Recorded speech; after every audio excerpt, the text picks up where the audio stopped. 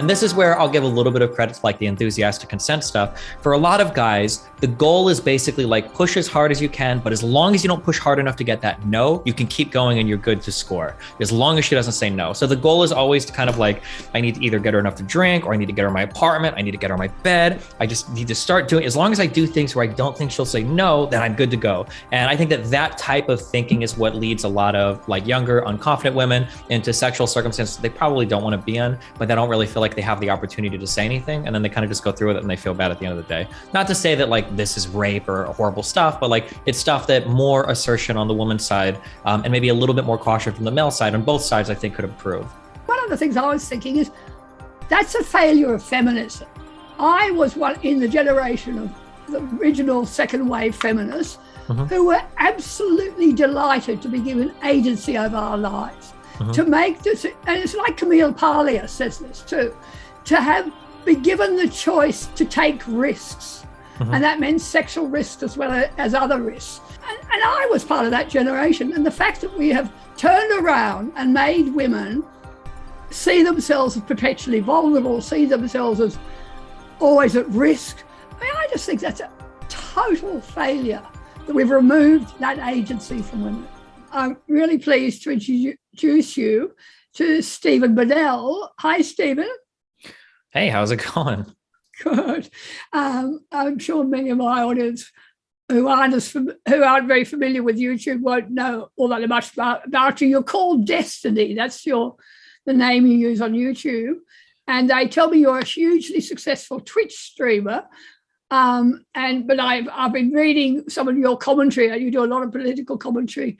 But what has really interested me is you've been getting into debates around sexual consent, and that's what I want to talk to you about. So, if you want to tell me a little bit about you and how you got involved in this territory.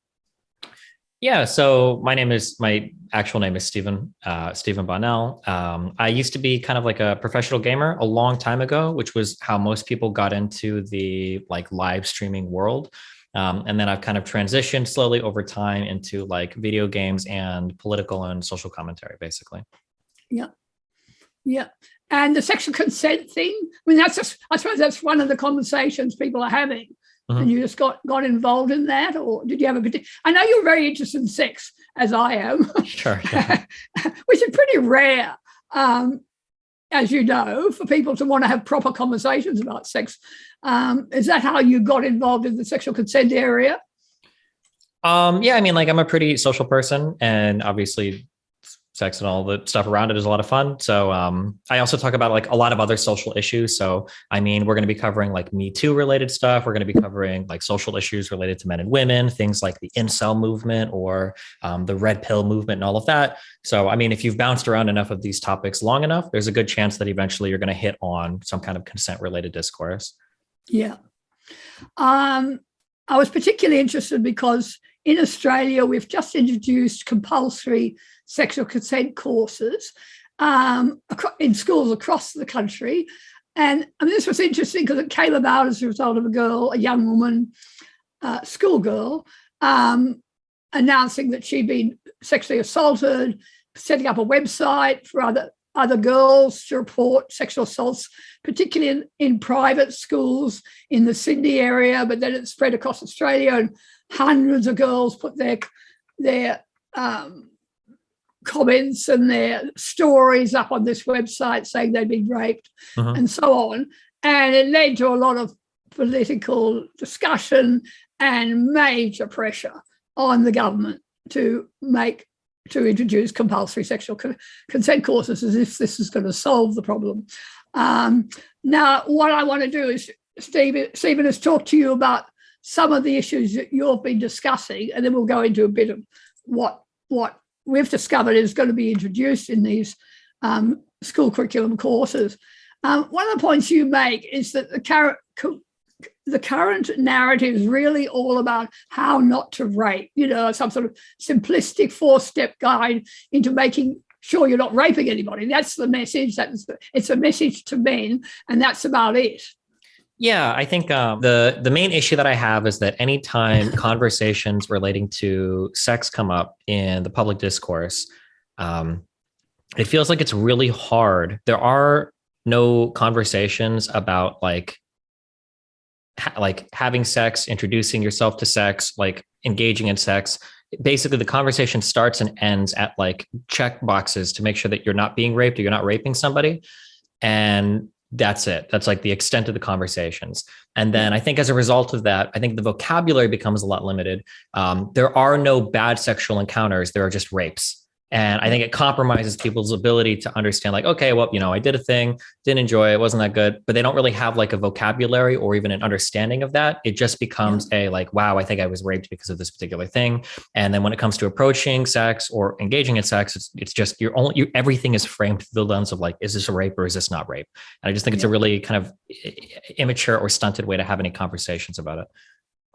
Yep.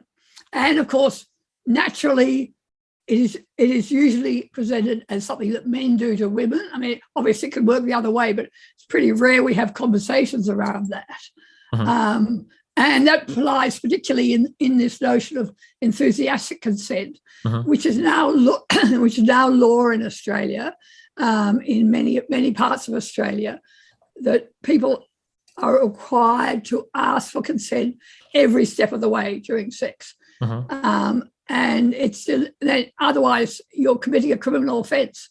And these laws have just been introduced, and we're waiting to see how this pans out when it hits our criminal law system. I think it's going to be an absolute disaster for males, and it really ends up as another means of weaponising the criminal law system against men. Yeah, it's interesting. I'll have to see exactly how that plays out. I don't know how those laws are written. What I want to talk to you about, let's have a look at one of the what's happening in the school curriculums is that they're showing these kids various scenarios and suggesting, using them as talking points with groups of school children. And so we have one which involves a guy called Kim, and he's out drinking with some people they know, and there's a man they know who offers him a lift. And so he gets in the car with this guy, goes to a dark place, stops the car, and wants Kim to have sex with him. Now, in the end, he manages to escape, nothing happens. But the point they're making in this scenario is that Kim is safe or not safe, depending on what the man decides what to do. It's the man, this potential rapist, who's 100% responsible for his actions, and whether or not Kim or not is safe. So it's all the man's responsibility, which is fair enough as to whether the rape goes ahead. But interestingly, they say vulnerability is not the same as responsibility. So the way they're setting this up is Kim is vulnerable because of the various things he's done, but that's nothing to do with responsibility. And that seems to be the distinction they're making throughout this particular course on sexual consult. And to me, I don't know, I'm interested to present that to you, because that's implying that with that vulnerability comes no responsibility. Don't you think? I think I would have to hear how this is presented, because I think this can be presented in ways that I would agree with it or in ways that I would disagree with it. Yeah. So mistakes that people make on the left and the right, I think that there is a mistake where when we talk about responsibility, sometimes we also ascribe like moral culpability at the same time. So to use a less heated example, we could almost say that it's like if I park my car outside and I leave my wallet on the dashboard and I don't lock my car, in a way, somebody sees it, they open my door, they take it. Is it kind of my fault? Yeah, I could have locked the door. There's like a responsibility that I have to have like protected myself from that, but it's not really my fault in a moral sense. The fault lies with the burglar, the person that stole it, right? I should be able to navigate the world in such a way that if people do bad things to me, there's not like a moral failing of my part, even if on some responsibility level, there are things I could have done to mitigate the chances of that happening. So one of the problems that I have, go if you want to. Can I just butt in there? I mean, if that was a criminal case and you're up in front of a magistrate or court judge or something, the judge would have no hesitation in saying, you were pretty stupid to leave your wallet in the car with the door unlocked. And we do that in all sorts of other crimes, and we're not allowed to do that now with sexual assault. Judges who make any comments to women saying, you shouldn't have been drunk at 3 o'clock in the morning at this nightclub, you shouldn't have got into the car with the guy, they get torn apart. In America, in Britain, I've been following these cases for many years. You're not allowed to ascribe any responsibility for not looking after yourself because that's seen as victim blaming if you ascribe that to the woman. Yeah, I mean, like, I think that's bad. Like, I think you should be able to talk about things you could have done to mitigate circumstances. And I do think there's a problem there where it seems like there can be no advice given on the side of the woman for things that they could have done differently. Although the issue, I think, publicly becomes there's a lot of, I don't know if this happened to you before, but when I speak out publicly, sometimes in support or opposition of certain social positions, sometimes I'll find myself very quickly surrounded by people that I don't agree with at all. So one example of that might be, like maybe I'll say something like, if you're going to go out at night and you get really wasted with a guy and you don't really know what's going on, you go home with him, like, man, there's a lot you could have done to change the circumstance there. You should have some responsibility to do something. I might find that people agreeing with me are saying things like, yeah, that's true. Like, if you go out dressed a certain way and you get raped, I mean, like, what did you expect to happen? That's your fault. And it's like, okay, wait, hold on. Like, that's not what I'm saying, So I understand that there are definitely, there are ways where I wish we could ascribe a bit more like agency or responsibility to people that are engaged in sexual circumstances. It's a really careful line to tread, because I think sometimes you get some bad elements on the other side of that almost feel like they want to hold the woman responsible for not only her own behavior, but the man's behavior as well, which I think is like a little bit too far in the other direction. Yeah. No, I totally get that. But you have said, in these conversations you'll be having online, that it's irritating how you can't have any of these conversations without constantly having to say, I'm not saying he has a right to rape her. But I mean, we understand the history of that and why we're at this point, because women have been blamed. She deserved it, she asked for it. But I would suggest we've swung a long way in the other direction now in terms of not ascribing women any responsibility. And you mentioned the way the woman dresses. That is something we are not even allowed to talk about in all sorts of situations now. I mean, that slut walks, the women have a right to dress as they like. That is the major message that is certainly out there in our mainstream media, and anyone who challenges that gets torn apart. Yeah, I mean, I think on certain issues that not being able to challenge certain things is bad.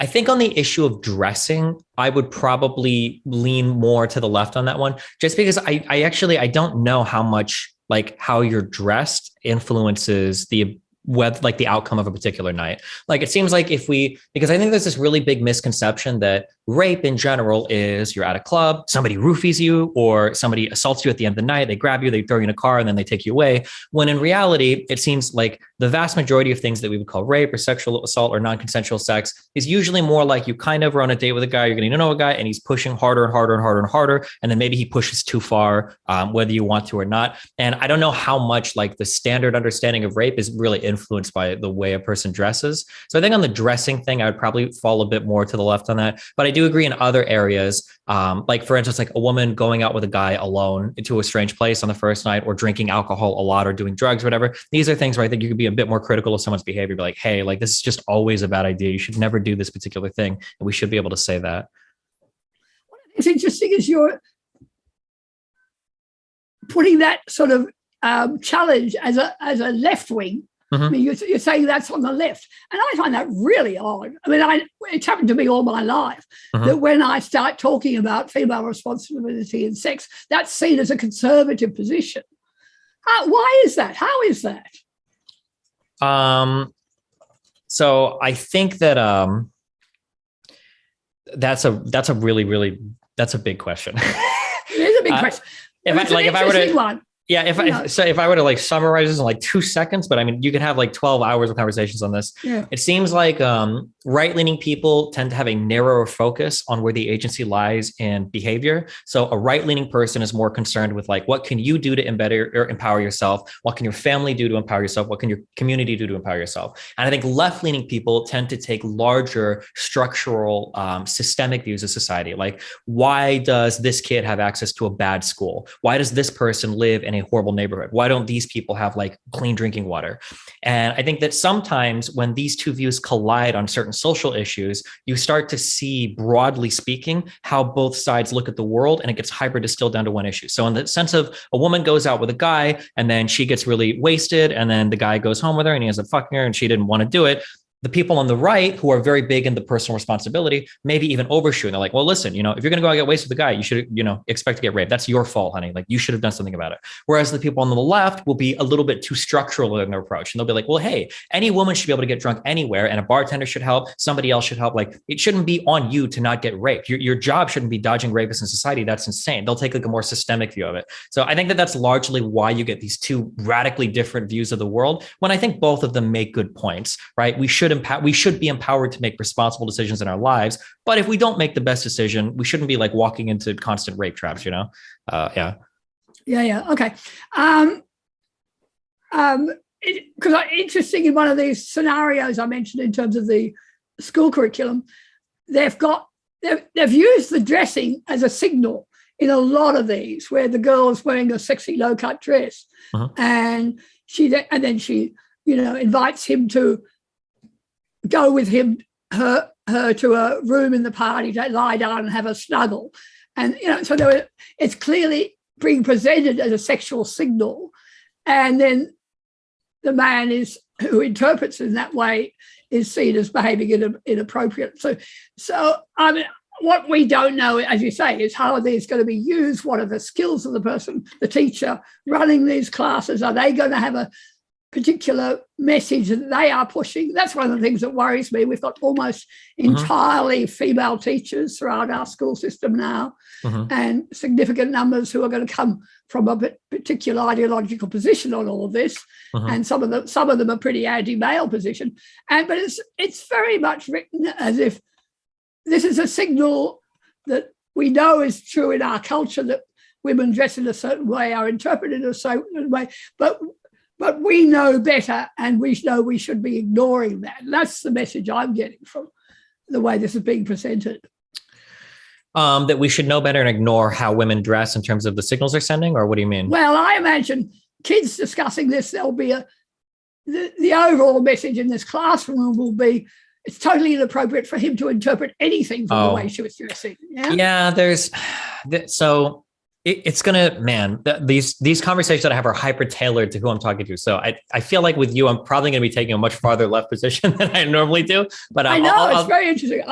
You're shifting your position, Steven. From it's not that I'm shifting, but it really does depend on who I'm talking to. So but in this area, I'll agree with you. I think that you run into this issue where I don't want to speak for feminism, because I really shouldn't. I really can't. It feels like we've done a lot in terms of empowering women, in terms of how they dress or how they present themselves. But some of that empowerment kind of became really disconnected from the real world. And a lot of that empowerment exists on paper, but it really doesn't map onto reality at all.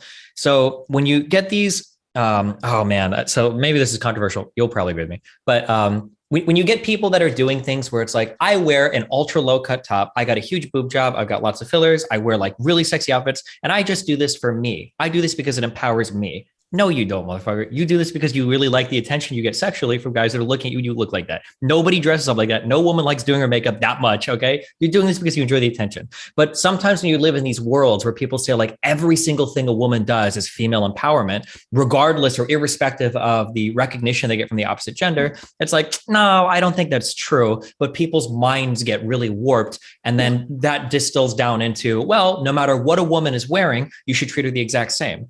And that's not true for anybody. You wear different things for everything, right? Like if we were at a conference, I'd probably be in a suit. If I'm talking to you now in a t-shirt or sweatpants, right? If you go out with a friend, if you're going out with a date with the intention to fuck at the end of the night, if you're meeting your family, all of these things are going to demand a different like social demeanor. And part of that social demeanor is going to be the outfits that you wear. But it seems like sometimes, on that kind of like quest or drive for self-empowerment, we become really disconnected from the real world in terms of how we recommend what people do or analyze what people do. I mean, to me, it's clearly about an element of flaunting their sexual power. And you made the point that sex is one of the areas where women do have power, where it's not about male power and control over women. Well, that can be an aspect of it, but there's also a big element of the enormous power women have. I suppose you mentioned the example of, a man will throw away everything for the sake of sex. Really, really powerful men will have sex with a woman and ruin their career and lose everything. I mean, and to me, the dressing issue includes an element of teasing men, and and women won't acknowledge that, but it's about showing off their bodies for a particular audience. And if the wrong male is caught looking at them, they can treat that man in a really derogatory way, because they're only wanting to attract certain women. If the wrong man is looking, they get totally rejected. But I mean, the lack of recognition of what women are doing is something that drives me crazy here. Yeah, I agree. I mean, that's something that goes on in my world a lot, where a lot of streamers have kind of noticed that the slang term we use for it is like booba, where you're wearing like a lot more provocative clothing. A lot of streamers have started doing that. Even like previous streamers that were like wholesome streamers are now like very much like wearing sexual attire. But the way that they sell it is always like, oh no, this is just how I like to dress, or I think this is cute, or I should be able to wear what I want. It's empowering. And I do agree with you. Like personally, I have no problems if people want to do that. But it feels a little bit silly if you're not recognizing like, well, what is actually happening here, right? You want to look tantalizing to a male audience because the attention that you get is like incredibly validating, or you get money out of it or whatever, which is fine. I don't think there's anything wrong with that. But I do think it's wrong when we're not acknowledging what's actually happening, because then people are starting to feel weird. Yeah. And what I object to is the teasing element. One of the examples was a man who once wrote to me about his teenage daughters having all the girls over for swim party or something in their home, and the girls would be walking around in bikinis, and he got really uncomfortable as a 45-year-old man with half-naked women all around, and he said something about that to his daughter, and the daughter's reaction was scathing. "You old sleaze, what are you looking at them for?" So the man is not in a position to even say, "It's awkward for me to be in this situation." Oh, I don't know about that one. I think I would push a little bit on that. I guess it would depend on the type of clothing being worn or what's going on. But like, I think as men, I think we can have some standard of like control for ourselves in terms of like. I'm not saying he can't stop himself leaping on them. He wasn't saying that either. But he's saying, I don't want to be in my home and not know where to look and be surrounded by women, who are displaying their bodies, which is what they were doing, in a way that makes me uncomfortable. They're not the sort of women I'm remotely interested in. They're young women I want to protect.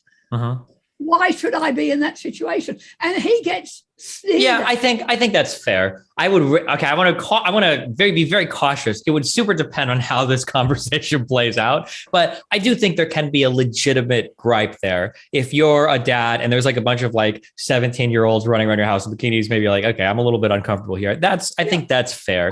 But if it's like you guys are running around looking like sluts, then I think that maybe that would, So it would really depend. So I cautiously agree with you. It would just depend on how that conversation would play out. Yeah.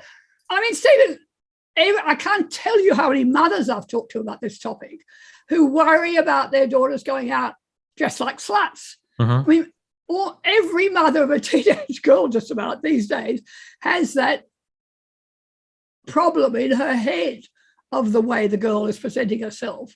And because many of us grew up at a time when we were given quite different messages.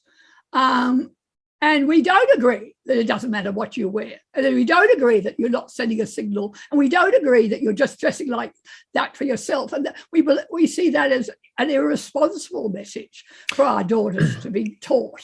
I could be wrong. Well, I can't speak at all to Australian history because I don't know anything about it. But I feel like in the US, hasn't there always been the rebellion of like the kids going out and wearing, things that the prior generation seems like are abhorrent? I think, were they called flappers in the 20s in the US or whatever?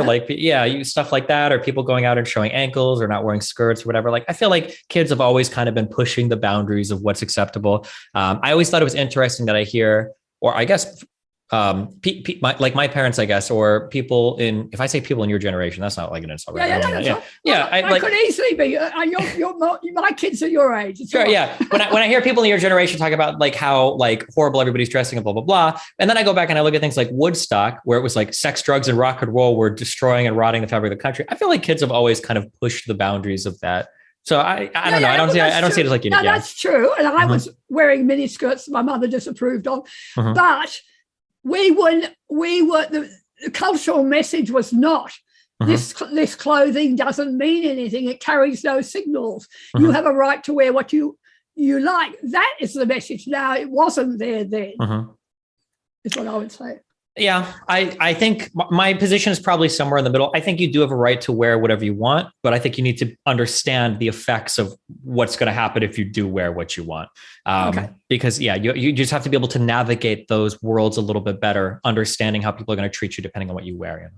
Yeah. Well, the other one that falls into this, which you've talked a lot about, was, I think you tweeted something about if you invite someone to your house, you have to expect them to see that as some sort of sexual invitation. Now, tell me about that and tell me how it played out. Oh, man, I don't even remember what the original post was about. I think basically what I was saying is that like backing up for a quick second, a lot of the people on the internet that talk about sex and sex-related issues have never had sex before. It's a very weird phenomenon. I don't know why it is the case, but it's very, very, very strange. A lot of people, you can usually tell very quickly in conversations with people. But one of the things that somebody was talking about was, hey, I really don't want to misrepresent the original post, but I feel like it was like a girl brought a guy back and I think they ended up not having sex and the guy was disappointed or something. And the girl was asking like, hey, is it normal that if I bring a guy back to my house, that this guy is going to expect sex? And the answer to that for me is incredibly obviously yes. That like bringing somebody back to your home, especially if you're a woman, is the most intimate thing you can do. In my opinion, I think bringing somebody back to your house to have sex is more intimate than having sex with a person. Because once you've shown a guy where you live, if that guy is crazy, you've got a lot of problems how to deal with that are going to be really hard to get rid of. But I think that the problem with that type of conversation is that people immediately assumed that like, oh, you're saying that like if a woman takes a guy back to her house, she's obligated to have sex with him. She has to. And if she says no, the guy's allowed to rape her and it's the girl's fault, et cetera, et cetera, et cetera. And I was like, well, no, like I think we should just understand like basic courting rituals. And there are certain things that you can do to send messages to people. And more importantly, if you're sending a lot of these messages and you're not aware of it, in a way, you're kind of like fucking with people. You're like, if you're really flirty with a guy, you touch him a lot when you laugh and stuff, and you're inviting him to do things and you have no interest in him, you're kind of like fucking with that guy's head, like really hardcore. Prick teasing. I mean, it is. Come on. For what? For what purpose? Because it makes you feel good that they're really interested, and then you say no. I mean, anyway, I've had a lot of experience with that issue of inviting people home, because I spent 5 years, about a decade ago, as an online dating coach for the older generation. And it all came about when the online dating really started, and everybody was coming to me saying, help me write my profile. There's on the websites where you had to put a proper profile in, which was right up my alley. Having been a journalist pretty much for 40 years. And so I wrote great profiles for them, and mainly women, and working out what they should be saying, how do they present themselves in a way that would attract men. And then I got involved in helping them through the whole early dating process.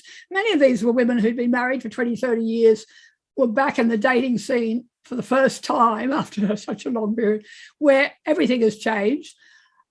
And it really, and that whole thing, I said emphatically to them, don't invite anyone to your home if I mean, it is a sexual signal. I said, there's no question about that. And it was something that some of them were extremely naive about. Interesting. And thinking, oh no, I just invited him for coffee after we went to the movies together. It didn't mean. And then they get really pissed off when he comes on too hard, or when the whole sex thing, teaching that generation about dating was an experience in itself. And I will say it might, maybe for people in that generation, maybe it was different a long time ago. I don't know. Maybe the dating standards have changed. So yeah, I'm not sure. Yeah. But well, there was a time when no woman would have dreamt of doing that. Sure. And most of them would have been first dating at a time when there were much stricter rules about what women couldn't do. And now they're facing a situation where if you're dating, there was enormous pressure to have sex pretty quickly. And a lot of them found that really hard to handle and offensive, and they wanted to take it slow. And anyway, but I thought that was a very interesting discussion. And as you said, the way people took it too far and took it to that you meant it gave people license to rape. I mean, it was just nonsensical, but that's what happens to all these conversations. Yeah, I think so. One of the things you also talked about is males being forced into this parental role, treating women like infants with no agency of their own. And you're really, I think, doing a good job trying to explain some of the complexities there in terms of the assumption that men are able to interpret women's feelings when women aren't necessarily doing a particularly good job at even knowing what they want, let alone expressing it in terms of consent. I mean, the whole enthusiastic consent scenario is presented as if women know what they want and express it clearly, and it's men who are stuffing up by not listening to them. And that's so far from the truth, isn't it? Yeah, I feel like broadly speaking, I think that when we look at any minority group or women, I think we tend to look at their actions through the lens of when women do these things, it's the result of patriarchy or systemic oppression or lifetime of victimization or oppression. Like, this is the lens through which every action that a woman is explained. But then when we look at the actions of men, it's always like, well, men have the agency to do anything they want, and they should just make better choices. Which we wouldn't give to any other group. Obviously, that's a silly prescription. You can't really just tell people to make better choices. Otherwise, they would probably already be making better choices. So I think that when it comes to interactions, and again, people always assume that in these interactions, men have 100% of the power and they're like leading the interaction in all the ways and they know everything. When oftentimes the guy might not know what he wants 100%, the woman might not know what she wants. And culturally, it's still kind of on the guy to push for a variety of reasons. That if you have that environment set up, you're probably going to be making mistakes. There are going to be mistakes that are made. Like, those mistakes might be rape, where a guy pushes too much or too far, or a girl says no, but she doesn't mean no, or a girl says no and she does mean no, or she says yes, but she doesn't really mean yes. And the guy doesn't know, and he's thinking with his dick and he's just trying to whatever. And like, it's just a really negative or toxic environment, I think, for sexual interactions to be set up in. Yeah. The whole issue of why women might not take more responsibility, ownership for their own decisions. One of the things that's come up in your conversations has been the slut shaming of, if they are seen as sexual, they get a lot of flack for it. I mean, do you think that's right? Well, I think there's a variety of reasons. I think for the initial pursuit, I think that they can get a lot of flack for it. Like, a woman is likely not going to go on Tinder, match with and fuck 7 guys a week and then brag about it. She would look bad to almost everybody. But I think so that's like on the start of the interactions. But once interaction, sorry, go. Steven, how many males actually do that? there's Not notion very that- many, but like when a guy fucks anybody, his whole friend group knows about it because it's like a crowning achievement, right? Whereas like for women, it seems like the more you have sex, the more like degraded you are in the sexual marketplace, or people can have those views of you. It's slowly changing. I thought that changed 30 years ago, 40 years ago. I mean, no, I don't think you think that, right? No way, right? No guy has ever today been like, nobody would ever go up to a guy and be like, you're kind of a slut, dude. Like you, like, no, like the guy would be like, yeah, I am, you know, and he'd brag about it, right? Whereas women, I think, still get hit with that quite a bit.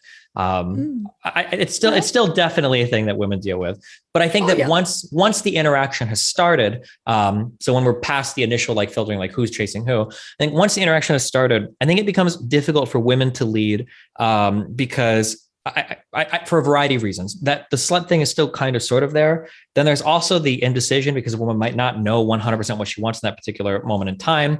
And then the third thing is, I think there's always a little bit more pressure on the woman, because I think that the woman is always kind of thinking about like safety and comfort. And these are two things that have never crossed a guy's mind during like a sexual interaction. You're never thinking of like, what happens if she doesn't want to? What if she says no? Well, maybe you are, but like the worst case is like you're disappointed. Whereas on the woman, I think there are a few more challenges on that side that make it a little bit more difficult to honestly navigate those types of sexual interactions.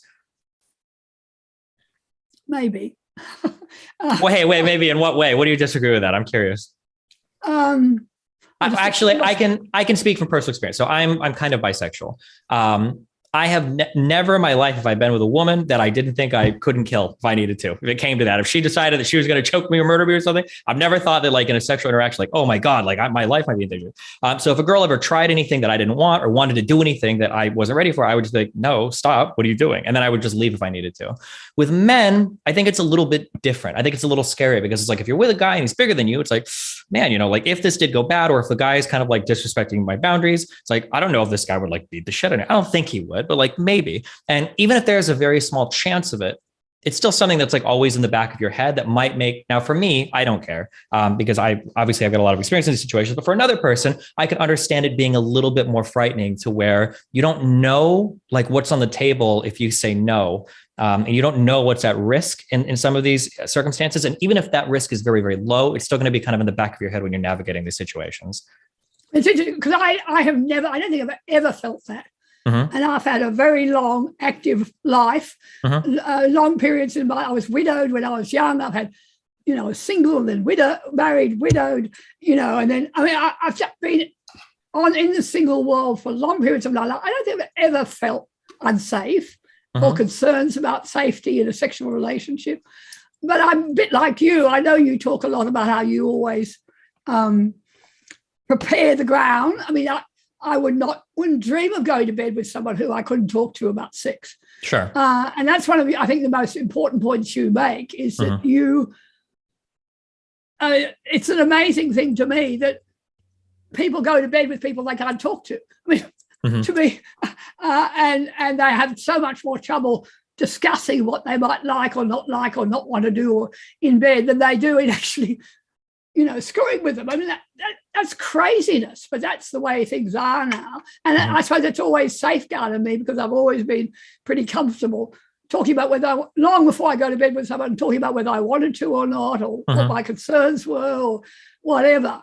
And it is a real protection. And we've got this whole crazy scenario now where people go to bed with people, not only with people they don't even know, but people they can't begin to have a conversation with about sex. And yet they'll be naked in bed with them. Yeah, I agree with you 100%. So like, I think I probably agree with you that you've probably never been in one of those situations before, but it's probably because you have a really good filtering process, because you're so upfront about it early on. And the more upfront you are about things like that, the more you can get that on the table and then have like honest conversations to kind of weed out what potential bad experiences, right?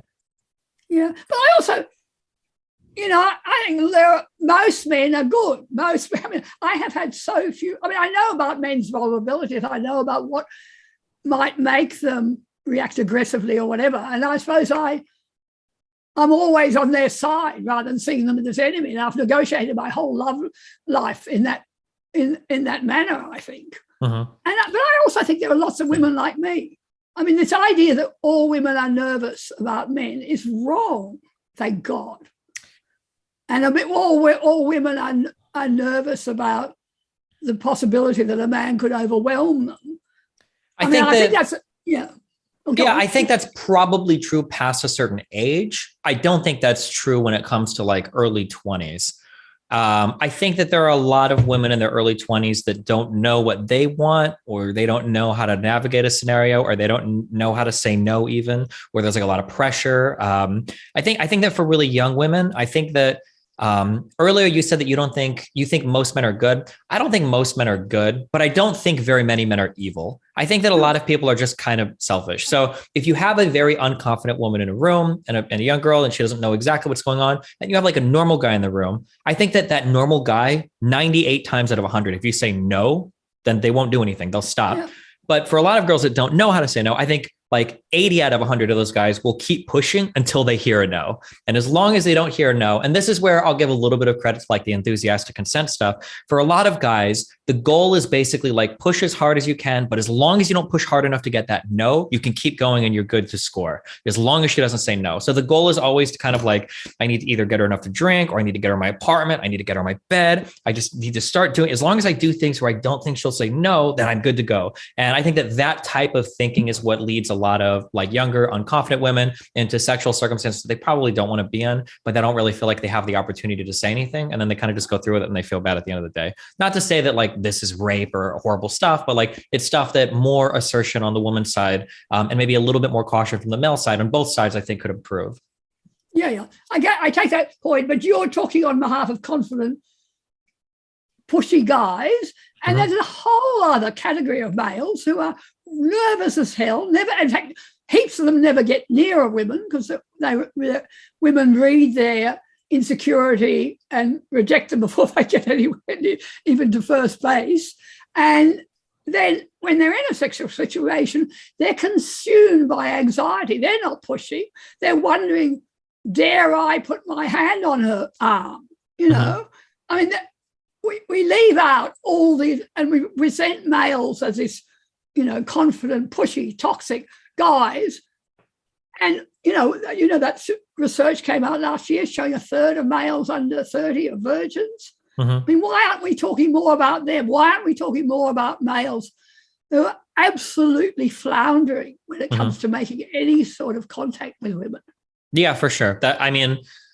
That it's going to take some years before we can talk about men, because you just can't without sounding like a lunatic. But even more pressing is like in the United States, like I'm sure it's similar in I won't say Canada, in Australia, like graduation rates in school for men are really, really, really bad right now. It's 40 to 60 between men and women, which is pretty astounding. But yeah, I mean, that definitely is a problem. Then there might be a few reasons why men are having less sex than women, but yeah, that's definitely a problem that's hard to talk about. Can I just go about when you're talking about how young women today and their nervousness and so on. I mean, one of the things I was thinking is that's a failure of feminism. I was one in the generation of the original second wave feminists who were absolutely delighted to be given agency over our lives, to make this, and it's like Camille Paglia says this too, to be given the choice to take risks. And that meant sexual risks as well as other risks. She talks about how when she went to college, they were still segregated. The girls had to be in their college by 10 o'clock at night. They were chaperoned, and how that was a big achievement when they were allowed to go out there and do what they like and go to bed with who they like without people wanting them. And I was part of that generation. And the fact that we have turned around and made women see themselves as perpetually vulnerable, see themselves as always at risk. I mean, I just think that's a total failure that we've removed that agency from women. Yeah, I mean, I would agree. I think that sometimes it goes a little bit too far when we talk about systems, that we end up completely disempowering the people in those systems, and we make it sound like everybody can only be a victim of circumstance. And when you talk to people that way, I think eventually people will start to act that way, because people will tend to rise or lower to your expectations. Yeah. And we're teaching that in schools. We're teaching girls to be afraid of boys, and we're teaching girls that they have no agency over their own behaviour. This whole program that's going into schools is about presenting males as the sort of males you've been talking about, pushy guys who are desperate to score, desperate. I find that so offensive to a lot of men, that idea of the this constant aggressive male behavior when, as I said, a hell of a lot of men are hesitant, nervous, full of anxieties, and in fact vulnerable of being taken advantage of in all sorts of ways by women. Yeah, I mean, the constant demonization of men is kind of a weird thing, but yeah, I mean, obviously I don't agree with it. It was bad. Let me give you one other thing that you've talked about is this whole stealth thing, which I thought was fascinating, that women shouldn't have sex with anyone they wouldn't be comfortable telling not to remove a condom. That they shouldn't be in that situation if they can't say to the guy, no, keep that on, which I think is a very real point. But of course, you've got a lot of flack for that too. To be fair, I get a lot of flack because I say things in very hyperbolic ways as well. Okay, so people I'm pretty sure I said something along the lines of like, you have to treat a woman like a retarded child if this is how you want women to. So I mean, I understand why people get upset about the things that I say. But yeah, no, I feel like I do agree that like if you feel uncomfortable if you feel uncomfortable reasserting a boundary.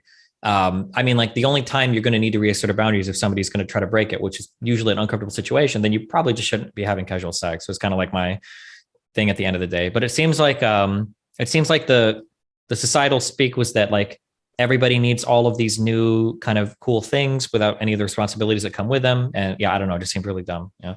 It seems really odd. Wouldn't you notice he's taking the condom off? I mean, not necessarily. No, I think there are a lot of, if you're switching positions or whatever, like, I think it's possible that you wouldn't notice. I mean, that's why it's called stealthing, right? You can definitely sneak it. Yeah. And do you think a lot of men do that? Do a lot of men do it? I know there are like surveys out, but I don't know how many do it. I'm not sure. It seems to me like it would be so stupid because if I'm stealthing, it probably means that the girl wants me to wear a condom, which means she probably doesn't have birth control. So why the fuck would I take a condom off and get somebody pregnant and ruin my life? But I mean, hey, guys are really stupid. I mean, so like there are some guys that have like 10 kids out of wedlock. So who knows? You know, people make mistakes a lot. Yeah, I don't know. Who knows? Males and females can be really stupid, but I mean, what you can see where I'm coming from is why do we only talk about the stupid men?